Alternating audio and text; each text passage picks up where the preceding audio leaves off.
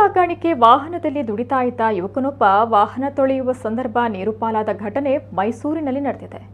ಬೆಳ್ತಂಗಡಿ ತಾಲೂಕಿನ ನಾವೂರು ಗ್ರಾಮದ ಕುದೂರು ನಿವಾಸಿ 19 ವರ್ಷದ ಮನ್ಸೂರ್ ಮೃತ ದುರ್ದೈವಿಯಾಗಿದ್ದಾರೆ.